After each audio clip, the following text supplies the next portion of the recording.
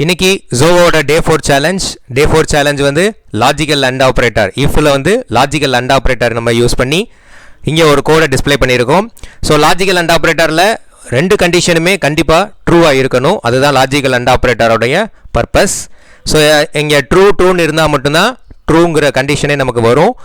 ரெண்டு கண்டிஷனுமே ஃபால்ஸாக இருந்தால் நமக்கு அந்த கண்டிஷன் ஃபால்ஸ் ஆயிரும்.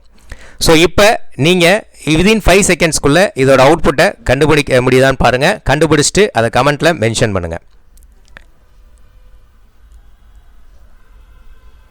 ஓகே, இப்போ ஆன்சரை பார்க்கலாம்.